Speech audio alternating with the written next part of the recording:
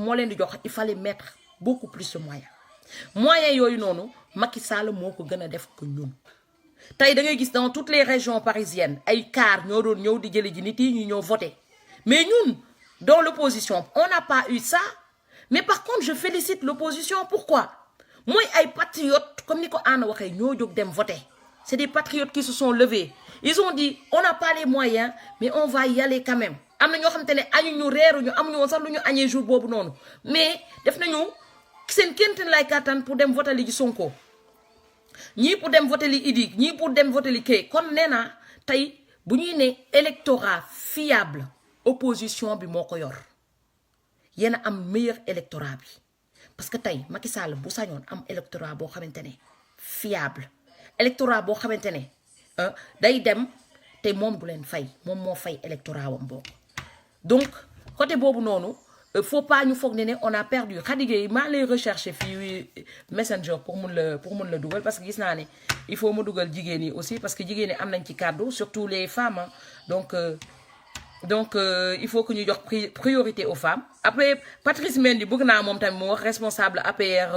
kii maa ngi ne APR Pastef Orléans man dama xamul lu tax tey sax may xëy di wax waa APR te ñoom rek laa bañ donc Pastef Orléans donc moom tamit il faut mu wax tamit li mu jànkoonte parce que il faut que ñi siéger ñu xool est-ce que amoon nañu problème wala amuñu woon problème est-ce qu'ils ont bien parce que il faut qu'on regarde les failles tu comprends parce que même xam naa ne ñun ñoo gagné mun naa wax ne même officiellement si on n'a pas gagné nous on a gagné parce que bu ñu gagné wuloon Macky Sall tey du confisquer lu ma 2 millions de cartes électeurs jox waa APR carte rien que li mu confisqué buñ ci jotoon tey jii li ñuy wax duñ ko wax donc moo tax tey lu ñu mën a def mooy ñun ñu organiser waat il faut qu'on s'organise ba nga xamante ne en telle sorte que tey échec bii mun naa wax ne échec la du échec mais vol bu mel nii bu flagrant wee nii bu mu amati parce que tey ñëpp dans tout le monde entier tey sama xarit tubaab bi dañuy yendu di ma reetaan lu tax reetaan nañu ma parce que j'ai perdu dañu reetaan Macky Sall parce que il trouve que li mu def c'est pas démocrate donc en cherchant à être coûte que coûte président tu vois il a rabaissé tous les Sénégalais tey foo tollu Sénégal la ñuy pointer du doigt mooy démocratie Sénégal fi mu yeggoon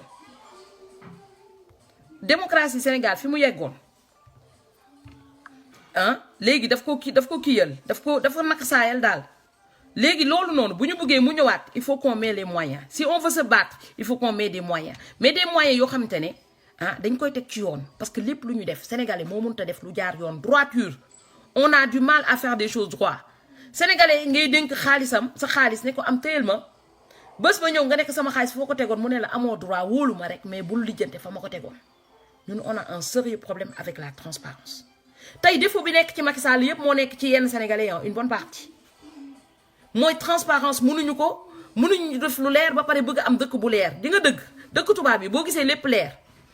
c'est parce que ñoom lépp lu ñuy def xaalis beeg lépp tout est transparent président bi bu jaayee pétrole bi day ñëw ne lii laa ko jaayee ci télévision bi tout le monde sait tout le monde se mêle de tout le monde s'intéresse à ce qui se passe mais ñun loolu yëpp duñ ko def ba pare ñu bëgg am dëkk bu développé day yéex a développé donc bu ñu bëggee mu développé da ngeen def comme ni leen maam wax mooy qu'on fasse tout transparence sur transparence tey jii li ñuy xeex ci Macky Sall defu boobu bu nekkee ci ñun dañ ko war a jël teg ko fële pour ñu mën a développer surtout ñi nekk extérieur ñu gis ni naka la affaire yi di demee parce que même bu ñu nee candidat diaspora c'est pas forcé que ça soit Sonko ça peut être n'importe qui parce que dañu war a def primaire qu'on choisit le meilleur de nous-mêmes Khady Gueye yaa ngi ci direct bi waaw ça va bien. Bébé, tu baisses la télé? Oui, ça va bien. Yaa ngi ci direct bi. Ça va bien.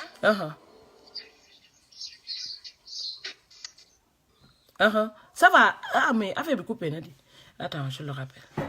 Ma woowaat ko parce que mënuma woo ci écran bi donc noonu rek laa mën a def j'espère que yéen a ngi koy dégg yéen a ngi dégg Khady boo leen déggulee aussi vous me faites signe instant bi duggagul day sonné. Allô, Mame Sène. waaw yaa ngi ci direct bi. Ça va maam noo def. maa ngi fi bu baax a baax ça va. maa ngi lay masawu bu baax di masawu.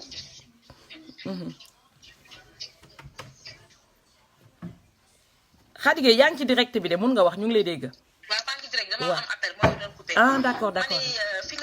fi nga mujjee wax rek foofu laay d'accord ak yow mais fi nga commencé du ma si xaw a d'accord ak yow. mooy fi ngay ne da ngay conseiller Macky Sall ou bien da ngay jëlal kii bàyyil kii loolu c'est pas dans notre logique.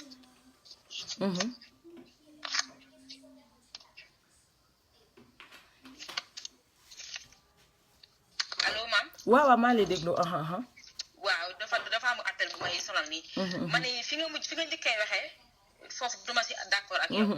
parce que Macky Sall du koo xamante ne war nañ ko conseiller jàppal kii defal kii non instant bi tollootuñu ak moom foofu. dafa confisqué parce que lii Sandiogou wax rek ñëwal nga jiite ñu. comme ni ñuy encadré woon Sonko. ak tamit force dama leen di jiite tey dafa wuute. te moom loolu la def. gis nga on va attendre que Sonko parle ak Idi parle mais li ma la wax mooy li nga xamante ni mooy am xam nga yow nee nga tu n'es pas sûr que ni mais malgré que le processus n'a pas été transparent. mais on est allé. Deuxièmement, le jour du vote, il y a eu des irrégularités, il y a eu des milliers de personnes qui n'ont pas pu retrouver leur bureau de vote. Malgré tout cela, le soir du 24 février, Macky Sall n'avait pas 50%. Ça, c'est un fait. Après, quand les PV sont arrivés au niveau des commissions départementales, on a falsifié les données. Siège. Il y avait un siège, Macky Sall a été gagné là-bas. Dembali Demba Kanyur, Toubatoul a été modifié. Non, xam nga li nga wax nii li ngay wax xam nga xarama daaneel instant bi Macky Sall nekk na koo xamante ne amuñu pour di ko jox ay conseils que en tout cas parce que quand tu parles su ne nii Sonko wala Idi ku yéegoon war nga mën a taxaw nga jox ko ay conseils ou bien ay directives mais yow koo élirul man vraiment man côté boobu daal d'accord ma xam nga Khady xaama expliquer la man sama position bi may wax xam nga yow défendre sa idée man je respecte et sa idée moo nekk logique mais là man je me mets dans l'idée où tu vois ñun mun nañ déloger Macky Sall comme mun nañ ko bañ a déloger tu comprends ce que je veux dire mais même si on le déloge pas parce que tey depuis bu ñu ne déloger man maa gën a bëgg ñu déloger Macky Sall parce que li muy def yëpp ànduma ci dara tu comprends mais par contre dañu tollu concept bi ñu tollu keroog bi Macky Sall di ñëw fii législative yi kii bi ñuy def parrainage bi ñun fii lañu génn def marche tu vois tout le monde en parle mais Sénégal est-ce qu'ils sont sortis est-ce qu'ils l'ont délogé xam nga defuñu il est resté tu comprends ce que je veux dire Macky Sall jusque là saay bu defee il reste et les gens ils réagissent pas mais au cas où il resterait il faut que mu daw si suñuy waaw boobu laa la wax il faut que mu def li nga xam te ne tey jii moom mooy dem ci directive parce que tey bu qu'on se dit pas que non na génn sinon bu génnu leen def lu ko neex parce que yow tu pars dans cette optique là que dafa war a génn kut ko kut wala bu génnu leen def lu ko neex mais man je me dis je pars dans l'optique où même bu génnulee dafa war a wéy si suñuy waaw mooy mu def li nga xam te ne. du ko def nag maam seen foofu nga juumee parce que du ko def parce que avant que moom instant bi nga xam te ne sax il y avait un petit pas de doute sax dangu saa yoo ko waxee xam ne li nga wax du ko def devant les journalistes devant le Sénégal on lui a demandé change ton premier ministre moom na sax wax bu neex ne man woo naa leen consensus xam nga lay du ñàkk mais dafa taxaw des yeux dans les yeux devant le Sénégal du ma ko def il a répété 3 fois mais quelqu'un avec ça on ne peut pas faire le dialogue. Non attends c'est pas les mêmes c'est pas le même. Moi je continuerai à m'opposer à lui mu xam ni man damay bañ. xam nga Khady c'est pas le même. Je ne suis pas d'accord quand tu dis aussi que les Sénégalais sont restés mais xoolal démb fii Thiès man je suis à Thiès. on était dans la marche ñaata jeunes lañ fi jàpp ñun dañ ñoo sànni lacrymogène ñun ñi suñuy asthme soit kii maam ici au Sénégal les gens font ce qu'ils peuvent. dañ lay jàpp ci kaso bi fi ne nii jeunes yi jàpp fii ëpp nañ ay 15. ñoo ngi siy daw nii di dem ak ñëw kenn bàyyi jéemul a bàyyi kenn te après dañ leen ñu defee rek. Sénégalais ñi def ñu mën mais un état dictatorial xam ni fii Thiès xoolal ay saar lépp a ngi fi. mais loolu lan nga bëgg ñu def ko mais li ñu mën a def mooy ne dina xam ni avec ça mu toog wala mu dem. essentiellement moom xam na ne sàcc na parce que lui-même il n'a pas osé se défouler. Ces partisans n'ont pas osé se défouler. Ils sont dans le petit coin, ils ont volé. Nous savons qu'ils ont volé, mais nous avons dit à nous, tout ce que Macky Sall va faire, comme ce qu'on faisait avant, moi, je veux qu'on continue comme ça. Lu nga xamantene def na ko war ko def on dénonce di génn di live di wax ni di wax ak nit ñi fii Macky Sall 20% à Sénégal amu ko fi bu ñu waxee dëgg ba wax dëgg malgré tout ce qu'il a fait au soir du 24 il n'avait pas 50% et pourtant après il a encore continué à falsifier mais kooku mel noonu bu wax ak moom man du ma wax ak moom mais xam nga c'est pas mon président je ne l'ai pas élu donc du ma wax ak moom quoi que ce soit mais xam nga on l'a pas élu je suis entièrement d'accord li nga wax noonu hein man je peux dire que ne amul leen lu ma ci yokk mais xam nga tey jii ñun waa diaspora bi ñun ñi nekk ci diaspora bi man je sais que ne nous on a siégé on a eu nos PV on était là tu vois malgré les risques on était là tey yow li nga may wax nii man maa ngi koy doog a xam parce que xam nga Khady da nga xam ne man mënuma def di live di wax la nga xam te ne dégguma ko wala xawma ko wala gisuma ko tu comprends ce que je veux dire je me mets dans le concept que je connais pour def samay live tey nee nga ma ne am na 15 000 personnes yoo nga xam te ne arrêté nañ leen Thiès man j'étais même pas au courant je viens d'être au courant tu comprends tey damay dégg ne am na manifestation Casamance mais boo gisulee image amoo ci lu leer y a beaucoup de fake news nous on peut pas y avancer ñun concept bi may réfléchir mooy li nga xam te ne moom laa am sur la table allô Khady Gueye kii na donc li mu wax moom elle a sa raison de dire que non il faut s'opposer à Macky man je peux dire que ne je suis pas contre hein, parce que je m'oppose à Macky mais di nga boo opposer nit tamit mooy nga imposer ko boo ko mënulee génnee aussi il faut qu'on lui impose mu def li nga xamante ne tey jii moo amal njëriñ sénégalais yëpp non pas moom li mu bëgg tey boo gisee mënuñu imposer Macky Sall li amal njëriñ sénégalais yëpp mooy suñu opposition moo amul doole amuñu doole ci législative amuñu doole ci municipal amuñu doole on n'est pas bien représenté loolu la sénégalais yi xamul parce que tey amul que poste président de la république parce que même boo fi tegoon Sonko tamit fekk waa APR ñoo ëpp ah ci législative yi ñoo ëpp ay voix ñoo ëpp voix ci municipal yi mais il va décider pour qui tey moom moo yore lépp moo ko tënk man j'aurais bien aimé qu'il part mais il faut réfléchir sur tous les angles au cas où il part pas il faut qu'on mette des conditions qu'il faut pour que mu wéy ci waawu sénégalais voilà maintenant man bu ma sañoon tey ñu dem déloger Macky mais léegi bu ñu ko déloger wul on fait comment est-ce qu'on croise les bras est-ce que dañuy continuer naan Macky Sall na fi jóge hein ou bien on va se regrouper mettre les moyens qu'il faut ñu am ñu ñuy représenter au niveau municipal au niveau Assemblée nationale essayer d'accompagner le peuple essayer regrouper waat suñu électorat pour au moins élection yi di ñëw dans 5 ans on le prépare parce que tey Mali sàcc nañu élection yi président baa ngi fa man je dis toujours ce qui se passe en Afrique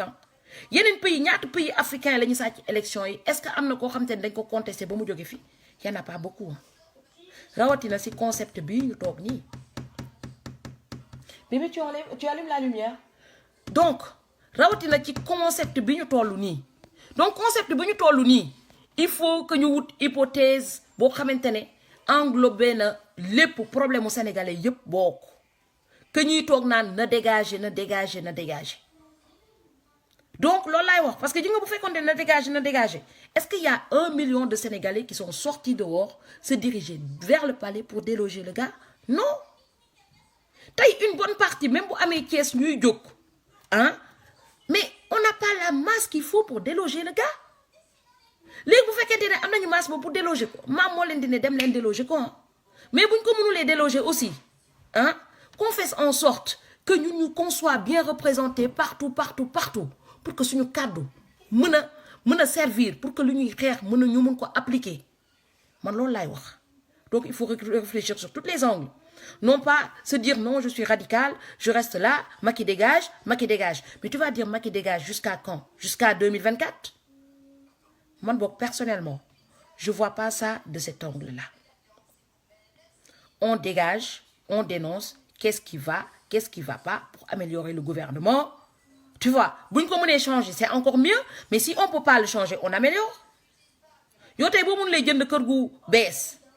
ah te nga bëgg kër gu bees nga jël xaalis ba nga am améliorer sa kër ba nga xam te ne ku dugg au moins wala yow boo ci nekkee di boo ci duggee di nga am nekk à l'aise man je vois les choses dans cet angle-là.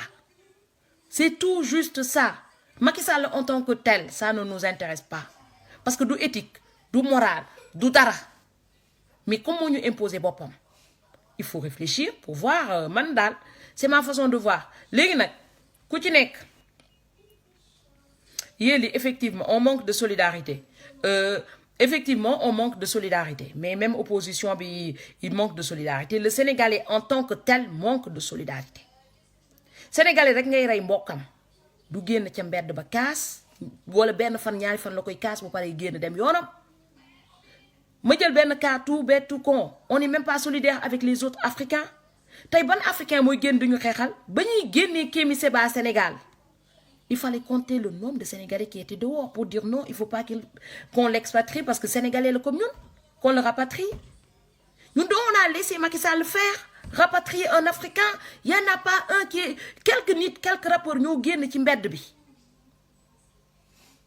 Quelques rappeurs ñoo génn ci mbedd bi. C'était tout. Tay lu ñuy joy, nous on pleure tout seul dans notre coin. Kenn duñu ko joylé parce que ñun suñu bop, on est ni solidaire entre nous, ni solidaire avec les autres Africains. Tay li ngeen di gis ñu retrouver ci langage Mame Ngor Diazaka bu naan ku génn ci dëkk bi jël ndox mi boo deewee boo ñëwee ñu suul la xol bu ñuul bi nekk ci Mame Ngor Diazaka ba muy wax loolu xol bu ñuul boobu moo nekk sur une bonne partie des Sénégalais mooy on se met jamais à la place de l'autre pour imaginer sa misère non non maa ngi lekk kii bu génnee ci ndox mi dem wuti ji lu mu lekk bu fa deewee moo perte yoonam sama yoon new ci tey noonu la ñuy waxee ba nga xam te ne même manifestation bu amee ah nit bu ci génnee ñàkk loxoom wala tànkam doo jóg ne non policier bi amuloon droit tirer ko de danga naan moo ko def bu moom boo xamoon na ne bu génnee dinañ ko tirer tey maam bu ñëwoon Sénégal ñu ne ko ràpp tëj ko ci kaso bi Sénégal li ñu wax xamoon na ne ba muy toog ci internet bi di yuuxu xamoon na ne buy ñëw Macky Sall ne ko ràpp tëj ko ci kaso bi mooy cette solidarité on l'a pas. Karim Xuuxaat ñaata vues la amoon ci internet bi il avait combien de vues combien de gens qui l'appréciaient kan moo dem taxaw ci buntu kaso ba. Tu comptes les dizaines de personnes qui sont là-bas pour revendiquer qu'on le libère. Hein? Assane Diouf, il y a des milliers de personnes qui le regardaient sur Internet. Quand il s'est fait arrêter, il y a des manifestations Assane Diouf. Pourtant, il y a des gens qui diaspora on n'a jamais été 1000. Et pourtant, il y a des milliers de vues. Quand nous, suñu bop, hein, l'autre, quelqu'un qui, moi, nous avons lu bari bok. Même au sein de nos politiciens, même les seins de nos politiciens, man, je les mets tout le monde au même pied d'égalité. Tay population lambda bu nek ci prison bi gisoo ben politicien buy génn dem ci prison ba ne xama xol ban anam lañu tégué population lambda bi ba ci Assane Diouf pourtant candidat yu bari lambari nañ dem séti ji Khalifa Sall beaucoup mais est-ce qu'ils vont regarder la population lambda bi nga xamantene tay ñoo leen wara voter pour ñu doon président de la République? Il y en a pas beaucoup qui l'ont fait hein. Il y en a pas beaucoup. Donc loolu yëpp bokk na ci li nga xamantene qualité bi nga xamantene tay ñu ngi koy laaj suñu politiciens yi man néna défaut il y en a partout tay dañu bëgg défar hein mettons-nous ñun ñi nekk ci opposition bi essayons de nous regrouper pour que nous qu'on soit bien représentés surtout les gens de la diaspora yi nga xamantene de loin ils observent le problème des Sénégalais qu'on soit bien représentés que suñu cadre di dem Sénégal que ñun ñu mëna tok né li lay démé fi lay dugg li la wara def li lañ wara def ñun ñoy duggal 1000 milliards Sénégal dem len consulat di wut kayit ñun comment on est maltraité dem len ambassade on est maltraité on est considéré comme des sous-types pourquoi parce qu'on est mal représenté tay suñu cadeau mënul dem fu sori parce qu'on est mal représenté on n'a pas les personnes qu'il faut là où il faut tuba bi du n'importe qui lañuy jël rek ne ko demal tok ci assemblée ba di wax. La preuve en est que regardez vos députés ils sont là tout en train de dormir à l'Assemblée nationale buñ fa nelaw ñu ngi xex. Ils peuvent même pas s'asseoir posément mettre des lois xam nga dans de bonnes conditions hein lo xamantene oublier buñu togué ci Assemblée nationale bi au lieu ñu faté ñom sen parti yi ñom sen parti lañ fa nekkal. ku ci wax au nom de mon parti de mon parti de mon parti alors que foofu bu ñu fa toogee dañu war a parler pour l'intérêt du peuple xeexal peuple bi lu ñu def point virgule ñu xam ne c'est pour le peuple donc ñun loolu nekk na li nga xamante ne nous on n'est pas bien représentés tey ñaata jeunes ñoo nekk Assemblée nationale comptez les jeunes qui sont là-bas il y en a pas beaucoup il y a plus de vieux que de jeunes alors que ñun jeunes yi ñun ñoo nekk ci internet ñun ñooy xool problème bi nga xam ne parce que nekk internet c'est très important parce que da ngay xam problème bi am fin fond au Sénégal le fin fond du Sénégal le problème qu'il y a nga nekk extérieur nga xool fin fond village wu tubaab yi lan moo fa am nga ne ñun lan moo tax suñu village yi sax suñu ville yi sax xam nga moo gën a tilim moo gën a ñaaw village wu tubaab yi y a un problème même nos villes sont plus dégueulasses que les villages les provinces des Français alors que budget bi nga xam te ne moom la ñu am ñoom si seen municipal moo gën a tuuti suñu budget capital où va l'argent nous on s'intéresse pas à où va l'argent ñun suñu ministre bi bu amee oto bu rafet duñu xool fan la jëlee suñu ministre bu amee oto bu rafet duñu xool fan la jëlee xaalis boobu bu amee ay milliards on regarde pas léegi veillu élection yi on est là foog nañu veillu élection bi ngay ngemb kenn dem mu daanal président bi bu paree ngeen ñëw jël place bi vous établissez tout non élection on les prépare tey jii nii tey à l'instant même dañu war a réfléchir élection yi di ñëw dans 5 ans mettre des trucs en place structure tout en se battant contre Macky Sall mooy tout en opposant il faut qu'on mette des structures pour préparer les élections en 2024 préparer suñu candidat yi communication tout xam nga ba nga xamante ne tey bu ñu yeggee 2024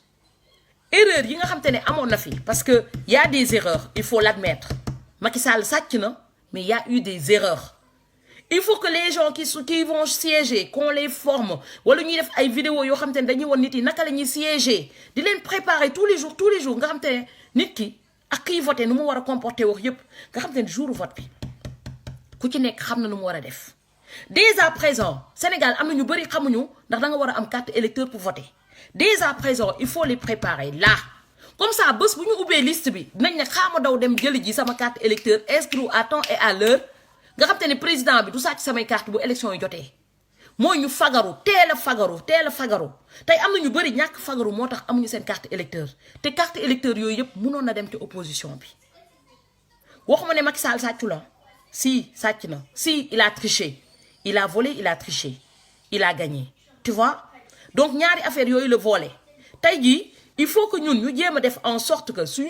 ñi ñepp ci opposition bi yëpp préparer leen psychologiquement ba nga xam te ne bu ñu newatee élection balaa ñuy wax sax dinañ ne war naa dem di wuti ci sama carte électeur naa xool kañ la ñuy ubbi liste électorale yi naa xool est-ce que bureau de vote bi est-ce que nekk na ci liste boo correspondant bi nekk ci liste électorale bi donc il y a plein de choses am na ñu bëri xamuñu ko am ñu bëri jour bi même dañuy dem yegg ñu ne leen du bureau bi la ñuy voté te pourtant avant d'y aller mënoon nañu xool ci liste électorale bi mu wóor leen ne foofu duñu voté léegi bu fekkee ne fa ñu war a voté 100 kilomètres la wala 200 kilomètres ils n'ont pas les moyens ils vont pas aller voter kon nee na faa yi faut pas que nit yi ne maam nee na Macky Sall sàccul élection yi si il a volé des voix parce que jël ay mineurs ñuy voter loolu gis nañ ko ci internet bi c'est du vol xam nga il a triché parce que confisquer carte électeur opposition bi c'est de la triche donc vol plus triche a fait sa victoire mais ñun loolu yépp il faut que ñu jéem a réuniraat suñu côté xool suñu faille donc on a 2 rôles à jouer aujourd'hui dénoncer mais tout en dénonçant sinon on arrive à le déloger c'est très bien si on n'arrive pas à le déloger il faut que ñu jël suñuy faille en charge pour que prochaine fois ñu gën a mën a fagaru dès à présent législatives yi municipales yi bu ñëwee erreur yi nga xam te ne amoon na tamit ak fi mu ñu sàccee fi mu tricher c'est même pas une erreur nekk suñu erreur mais daf ñu gën a saay-saay dafa nekk saay-saay Sonko il a été honnête mu def lépp honnêtement parce que foogoon na ne booy wax ak waa Sonko yi sax ñoom foog nañ lépp ci loi lañ ko teg ci texte alors que ki ngeen ko voilà il y avait pas beaucoup de temps effectivement il y avait pas beaucoup de temps Momo Dramé parce que on s'y est mis tardivement donc loolu yëpp moo tax ma ne temps bi dès à présent bonsoir Aïda Amar maa ngi nuyu bu baax a baax dès à présent la ñu war a mën a jël suñuy faay jël ko en charge xam nga en même temps waxuma ne du ñu déloger Macky. Effectivement il a fait aussi voter des bébêtes problème mu bébêtes yi aussi on a un problème parce que un bébête kenn du ko wax naka lay voter donc il faut que ñu dem ci côté maman yi parce que bébête loolu laa doon wax sànq ma ne bu fekkonte ne ñun ñi nekk ci diaspora bi on mettait 1 euro par mois 1 euro par mois 1 euro wàññi lu ma dara wàññi lu keneen ak keneen dara par mois bu mëtee 65 000 immigrés par exemple mu nekk 65 000 euros par mois les gens que vous appelez des bébêtes pourquoi ils sont bébêtes par exemple il y a une bonne partie c'est pas parce qu'ils sont bébêtes mais amuñu liggéey tey bu leen Macky Sall la joxe 2000 francs ñu votel ko dañ koy voter tey am na yu bëri yoo xam te ne tey diaspora bi mënoon na ko def au niveau des villages am na yu bëri pour jël confiance population bi parce que tey diaspora bi mu ngi yónnee xaalis mais on n'a pas su gagner la confiance du peuple parce que ñun dañ leen di yónnee xaalis politiciens yi je parle des politiciens en moyenne ñoom naka la ñuy def dañuy dem ca village ba chaque mois ñu entretenir chef de village bi organiser benn añ par mois xam nga bu élection yi jotee ñu ne ko kii de moo doon yónnee benn añ bi par weer boo leen ko fi wàccee dinañu yónnee waat chaque mois añ waa village bi yëpp dem votel ko léegi ñoom comme noonu la ñuy def ñun ñu nekk ci diaspora bi par exemple si on mettait 1 euro par mois 65 000 euros on compte les nombres de régions chaque région ñu ubbi fa benn entreprise wala benn usine xam nga wala ñu def fa ay prêt ñuy prêter nit yi di leen accompagner moom ñoo xam te ne dañ leen accompagner dans leur nu ñu koy waxatee dans leur entreprise jéem leen a dimbale ñooñu dinañ gagner seen confiance te yeneen xale yi bu ñu gisee ne ñun ñu ngi financer ñi nekk sur place bu beneen yoonatee nañ ne ñii de bu ñu leen jàppalee bu ñu yoree dëkk bi dëkk bi dina neex ndax xam nañu nu ñuy développer industrie nu ñuy développer dëkk nu ñuy defee ceci nu ñuy defee cela donc dinañu gën a def familiarité dinañu gën a defal solidarité ak population bi parce que tey le politicien en tant que tel manipule le bas peuple en sa faveur mais ñun mun nañu gagner la confiance du bas peuple en se rapprochant d'eux en essayant au moins au lieu de les envoyer de l'argent mettre en place des structures yoo xam te ne na leen aider seen quotidienne bi nga xam te ne bu ñu yeggee en 2019 ñun bu ñu nee diaspora bi c'est celui-là qui est le meilleur candidat parce que li ñu leen di dimbale boo leen bëggee dimbal boobu gën a neex boo leen falee kii dimbal bi dina gën a neex bu boobaa ñoom dinañu déglu man c'est comme ça que je vois tey même ñi nekk ci diaspora bi di voter Macky Sall tey laa la wax ñooñu Macky Sall amul lu leen njëriñ parce que ñooñu Macky Sall période électorale rek lay ñëw di wax ak ñoom bu amee seen voix bu élection yi passé il connaît plus leur numéro de téléphone il connaît plus leur problème ñooñu ñun bu ñu rassemblé woo nax bi leen Macky Sall nax ren ba ñu dem voter ko bu subaa dinañ xam ne ñun li ñuy ñaxtu c'est pour l'intérêt du peuple que ni peuple politicien bu fi toogati warut a xaar ba fayu élection muy ñëw di wax ak ñun non daf ñu koy won ci ay actam sur le terrain du ñu ko won ci ay deminam ñu di ko analyser muy nekk président de la république ñu xool ni muy doxalee bu boobaa ñun dinañ am kàddu amaguñu kàddu bi nga xam te ne moom la ñu war a am suñu dëkk te buñ ko bëggee am il faut qu'on s'organise tey problème bi am Sénégal moo am ci yeneen pays Afrique yi yëpp manque d'organisation et qui dit manque d'organisation la force de l'Afrique s'est éparpillée partout tey mënuñu li ñu tubaab bi di naxee c'est parce que ñun on est éparpillés on est perdu ñenn ñi dañuy ñëw Europe pour ñoom ils sont déjà blancs et ils seront jamais blancs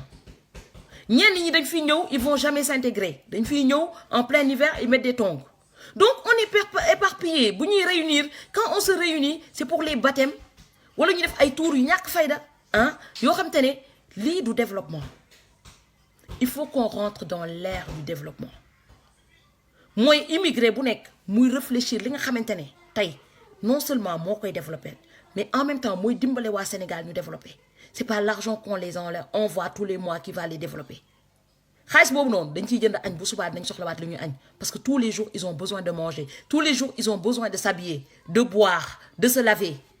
kon yooyu seen quotidien yooyu noonu tey imaginez-vous je prends une question tout bête je le prends l'exemple sur moi ma nekkoon yoroon benn famille jàngaluma leen ñu mënal seen bopp chaque mois j'envoie maintenant quand je meurs bu ma deewee xale yooyu dootuñu lekkati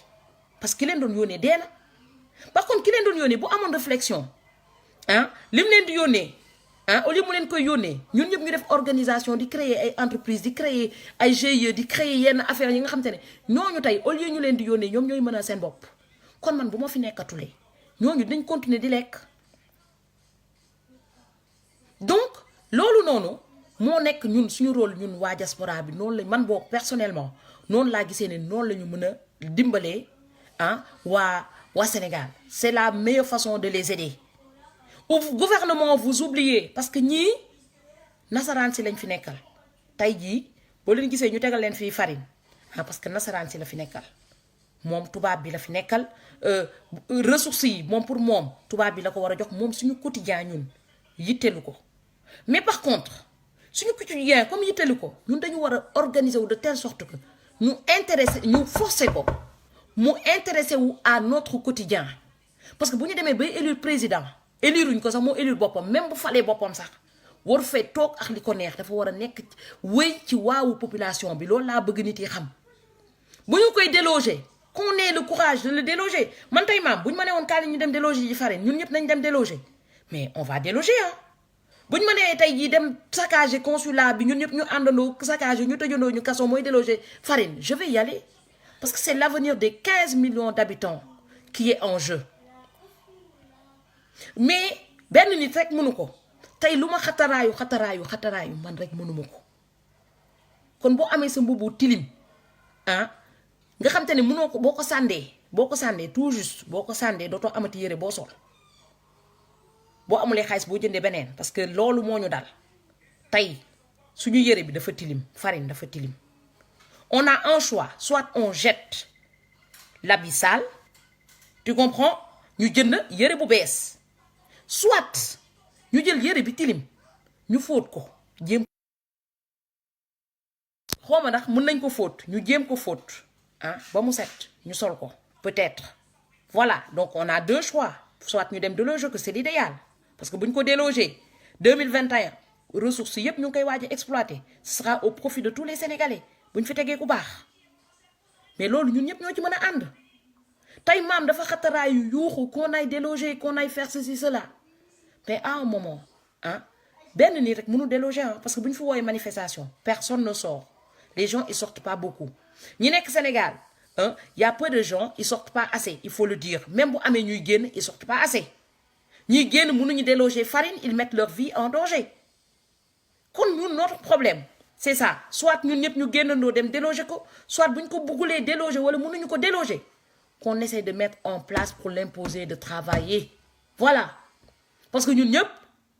neexul ba neexul on est tous des Sénégalais parce que même bu ñu fi déloger Macky Sall aussi moom tamit bu nekkee opposition il aura droit à la parole comme ñun ñu am droit à la parole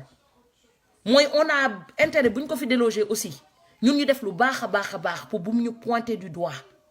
te pour ñu def lu baax il faut qu'on soit bien organisé bien structuré diaspora bi ku ci nekk ak compétence am lu nekk mun nañ fi def lu structuré loo xamante ne tey dina jëmale Sénégal à l'avant dinañ jëmale à l'avant tey nombre de personnes yuy dee ci diaspora bi à chaque fois dañuy xaar ba nit ki gaañu ñu doogay cotiser pour mu dem ci corps bi te il suffisait tout juste que ku nekk teg 1 euro par jour dans toute la diaspora ku gaañu du ñu def cotisation parce que l'argent est là on prend le corps on l'amène mais ñun loolu duñ ko def ñun dañuy xaar ba nit ki dee ñuy cotiser léegi keneen bu deewatee ñuy cotiser te li ngay cotiser à l'instant même bu nit ki deewee c'est énorme ci ngay gën a sentir coût bi que boo doon génnee 1 euro par mois tu vois tu le mets de côté que tout le monde le met de côté jour bi bu jotee dañuy jël rek yóbbu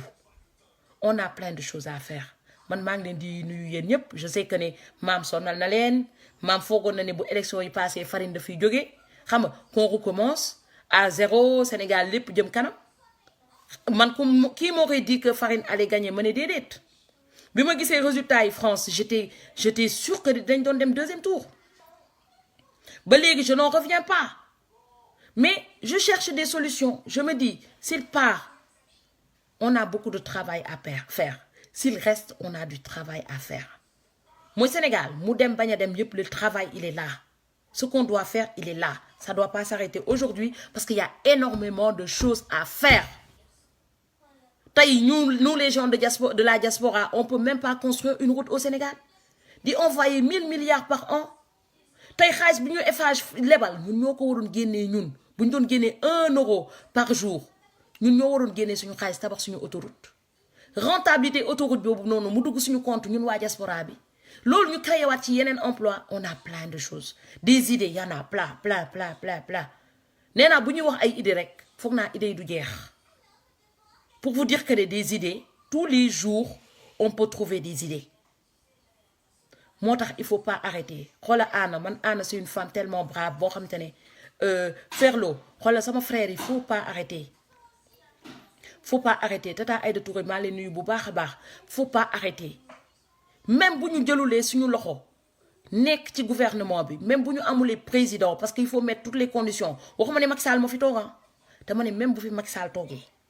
Il faut que nous, on s'organise, nous les gens de la diaspora. D'une façon intelligente. Parce que nous avons des khalis, mais on ne peut pas s'imposer. On envoie de l'argent, on est comme des distributeurs automatiques. Distributeurs, donc, utiliser ta idée, on est des distributeurs automatiques. Au lieu d'être des distributeurs automatiques d'argent, on doit être des distributeurs automatiques d'idées. Moi, si j'ai une idée, je diaspora, puiser le maximum d'idées pour mon défar. Parce qu'il y a plein de cerveaux, nos cerveaux, les cerveaux sénégalais se sont éparpillés dans la diaspora. Donc il faut que ces cerveaux s'unissent. Dans un combat,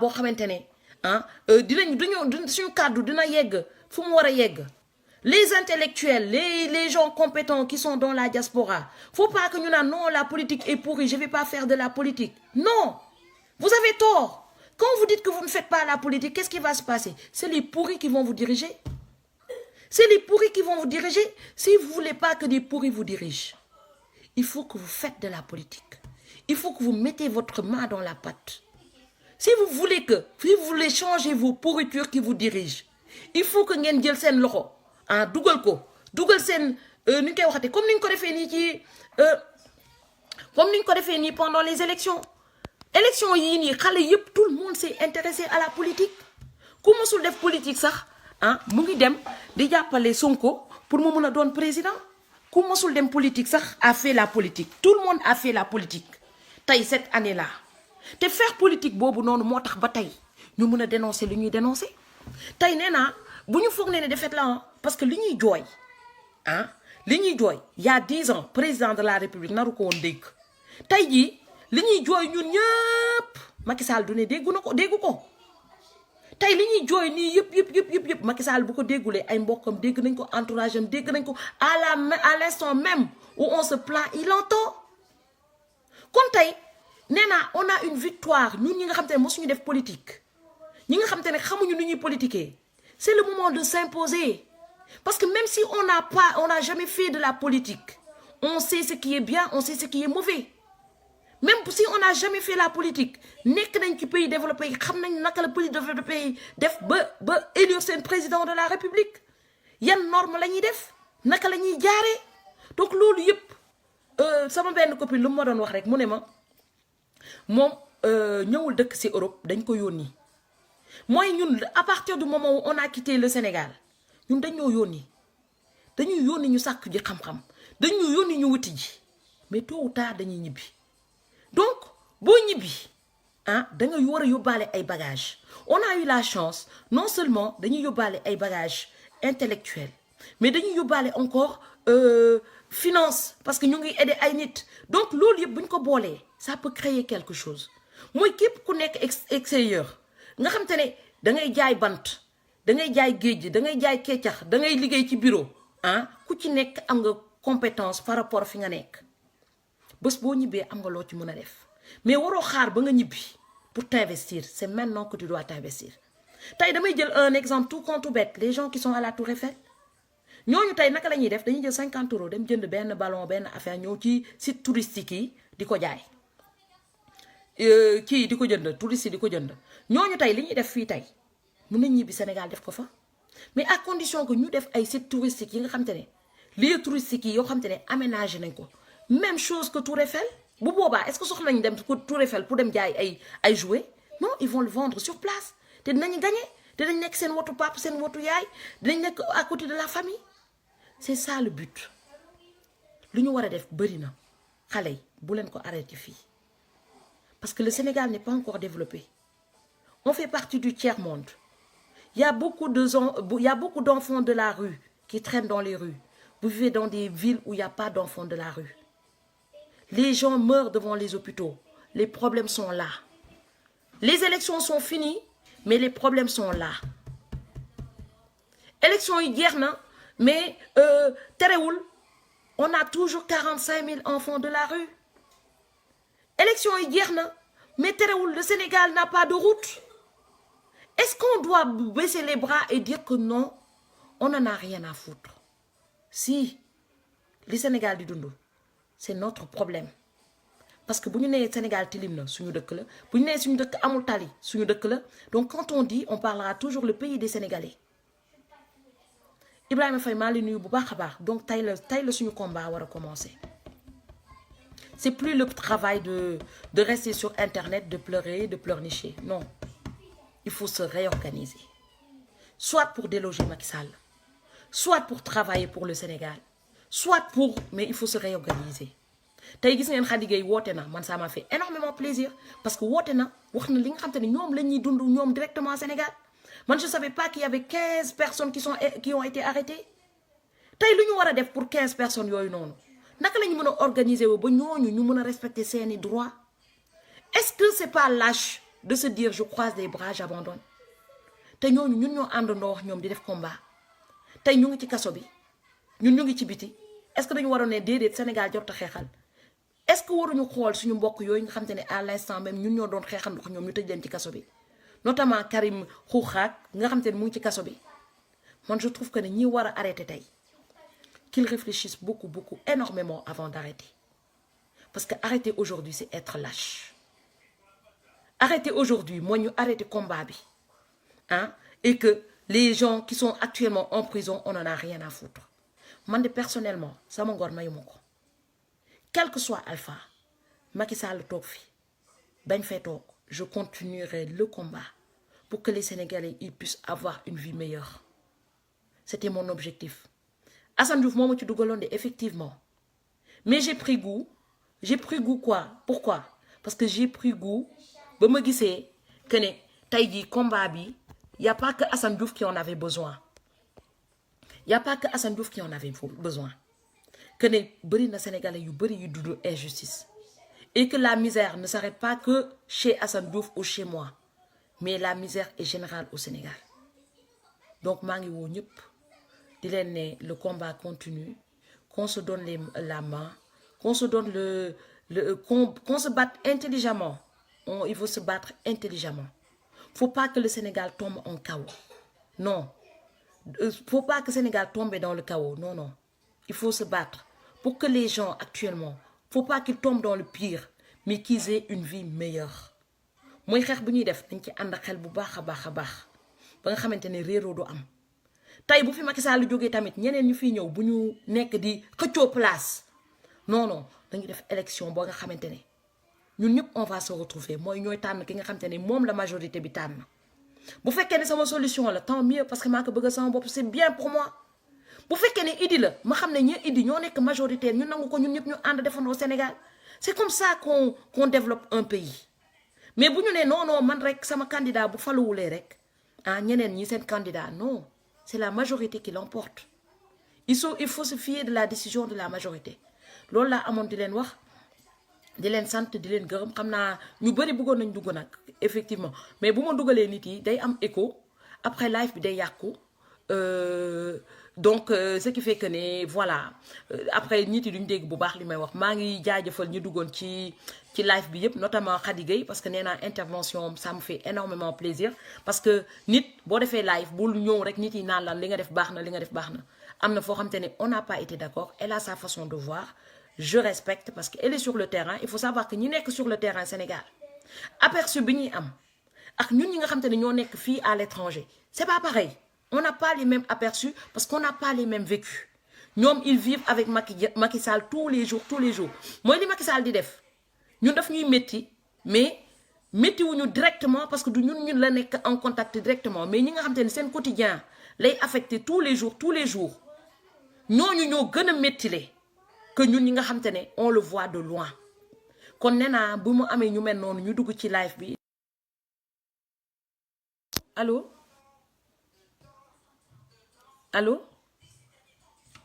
allo donc maa ngi raccroché maa ngi leen di souhaiter yéen ñëpp ku ci nekk une très très bonne soirée coach maa ngi leen nuyu Ferlo maman Marie maa ngi leen nuyu bu baax a baax oui waa allo tata waa maa ngi doon waaj a raccroché sax live bi. ça va yaa ngi live ba tey wala pare go. pare naa maa ngi raccroché nii maa ngi raccroché bu loo kii waa kañ maa ngi leen di nuyu waa. allo. waa da nga bëgg a wax ci live bi. allo waa tata waa. waaw non li ma bëgg allo. waa. li ma bëgg a wax rek mooy n'encourage pas Macky Sall toogagul Demba Kandji dafa daw avec sa famille. moom tamit mu daw avec sa famille. na Sénégalais yëpp génn wane rapport de force dem ci buntu police yi ak gendarmerie yi déposer leur plainte en masse pour ñu indiwaat élection yi teg ko ci yoon. d'accord loolu yëpp xam nga loolu yëpp xaw ma ci woon loolu yëpp donc am na information bu ñuy doog a yegg si waa. dama naxoon jottali parce que duñu la dégg bu baax parce que portable bi la moo tax donc sama tata bi woote. sa famille Macky Sall daw na li mu def daw la. d'accord bëgg a taal dëkk bi ci ginnaaw na Sénégalais yëpp génn nekk en masse ci devant les gendarmeries ak la police pour porter plainte ni affaire bi demee pour ñu convoquer les autorités ñi nga xam ne am nañu baat ci dëkk bi pour ñu tegaat élection yi ci yoon parce que duñu ko nangu. d'accord li mu def duñu ko nangu duñu ko taal suñu dëkk daw duñu ko nangu. d'accord léegi déglu ngeen direct bi léegi sama tata bi nee na Macky Sall daw na ak famille am juge Kandji daw na ak famille am donc instant bi nee na ñëpp génn bu ñëpp génnee xam nga dem ci côté police yi porter plaindre voilà comme ça du ñu duggati ci dëkk bi donc nee naa lii ay information à temps réel la. pour ñu tourner waat élection yi defaat ko normal parce que ils l'ont volé li nga xamee ni dañ ko def mu anormal ñu defaat ko normal Sénégal ñoo ko moom. ñu def ci buntu police yi ñu porter plainte ñu demander. pour ñu tegaat lépp ci yoon. ñu adressé à la police et la gendarmerie. yaa ma dégg. d'accord maa lay dégg ñu ngi lay dégg ñoom ñëpp ñu ngi nekk ci. ñoom ñëpp ñu ngi lay dégg ci live bi ñu ngi lay dégg bu baax a baax ci live bi donc déglu ngeen info yu ñëw voilà déglu ngeen information yu ñëw. amul du dëgg du yoon parce que tegul dara ci yoon. bu ñu ko defulee relais day jël affaire yi di ko plus di ko jox ku ko neex. y a un complot seen complot bi si loolu la ñu nekk actuellement complot bu mag bi avec la France. bu ñu jógulee léegi def porté ji ko plainte askan wi yëpp jóg envoyé police envoyé gendarmerie porté plainte pour ñu tegaat le résultat yi ci yoon. ci yoon la transparence. bu ñu ko defulee day toog ba mu nekk mu dugal ku ko neex ku ki neex. mu jox ko ki famille am ñu téye Sénégal di ko gouverner pendant 40 ans. d'accord li nga am lu ma leen di wax. waa kay négociation bi. dafa doy. félicitation bi dafa doy. kenn warul féliciter kenn parce que on a encore rien gagné. lui c'est le vainqueur.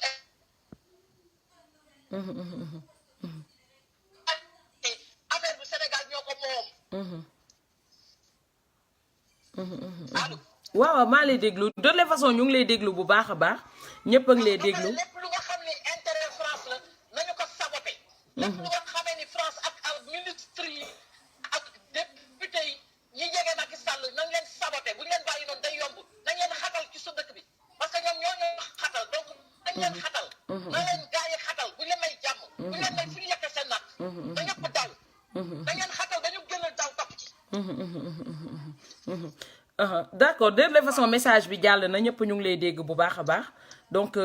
message bi jàll na waa kay merci beaucoup tata donc dégg ngeen ñi nekk ñoom am nañu information parce que man moom franchement sérieusement boo déggee may wax par rapport ak li nekk ci internet bi la parce que dama gis ne boobu ba léegi gisuma kenn yëngu donc mais tata bi nee na Macky Sall daw na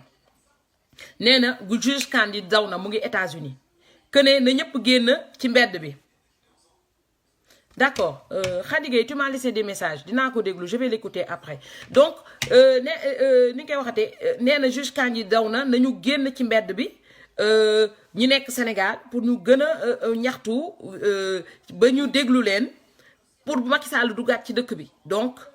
man information à temps réel je peux pas vous le dire parce que man télévision Sénégal gis ngeen lu leen neex la ñuy wone internet bi man depuis ce matin j'ai pas eu d'écho man nouvelle yi ma am mooy yi ma Khady Gueye jox ak yi ma tata bi jox donc le combat continue dans tous les angles hein, il faut se battre parce que même pour ça ci élection yi aussi il faut se battre jusqu'au bout il faut pas laisser il faut pas voilà il faut pas laisser les bras mais n'empêche il faut que ñun tamit ñu organiser waat ñun waa diaspora bi qu'on mette de l'argent de côté qu'on ouvre des fonds yoo xam te ne tey jii même quel que soit alpha xale yi nekk ci mbedd bi bu ñu yi nekk Sénégal bu ñu amee problème tey jii waroon nañu am fonds boo xam te ne tey nañ jël avocat du ñu nekk di wala bu amee blessé tout de suite qu'on sort de l'argent pour qu'il puisse se soigner xam nga wala nit ki bu ci perdre emploi wam ñu mun ko indemniser wala ñu mun ko accompagner ba mu trouver autre chose parce que tey c'est bien beau ñu ne nit yi génn leen ah mais il faut qu'on les accompagne il faut qu'on les aide parce que foofu la ñuy xaare ñun diaspora bi parce que loolu bu ñu ko amulee aussi ñu nekk Sénégal aussi dañuy foog ne ñun dañ leen di génne ba pare et qu'on les laisse dans la merde man tey jii damay xëy le matin j'avais envie de toog ma toog man noonaa arrêté lépp mais bu ma xalaatee aussi que ne si j'arrête tout je me suis battue pourquoi alors parce que le problème est là dafa mel ni dama baisser les bras donc il faut qu'on se bat intelligemment voilà maam xam leen ne du yàgg ba mu ànd ak Macky Sall wala di ko féliciter man personnellement je vais pas le féliciter hein du ma ko féliciter te début live bi c'était pas pour féliciter Macky Sall dama ne au cas où il faut voir toutes les conditions il faut pour ñuy xool fii xool fële faut pas que ñu jël yëpp rek figé ko ci benn kii bi man bu may guerre ji damay yore ñaari armes yëpp gis ngeen ma j'étais sur le terrain je manifestais n'empêche je suis allée chercher ma carte d'électeur ma ne bu ma woowee ci élection yi ma wuyu bu ma woowee ci combat ma wuyu mooy il faut prendre toutes les armes il faut pas négliger les points pour dire que point bii la léegi point bii boo ko raté bee ngay dem di wuti jiwaat système B non dañu yore point yëpp xeex fu nekk ñu mënee fu nekk maa ngi leen di nuyu yaa Sayda maa ngi leen di nuyu bu baax a baax di leen remercier yéen ñëpp ci seen patience voilà le combat continue bu leen décourager Didi Diémé dégg naa ko mu ne day génn mais Didi ne part pas parce que Sénégal dara doxagu fa voilà n'abandonne pas il faut pas qu'on abandonne le combat non il faut qu'on continue de se battre parce que c'est en se battant qu'on va avoir une société meilleure. Bonne soirée tout le monde.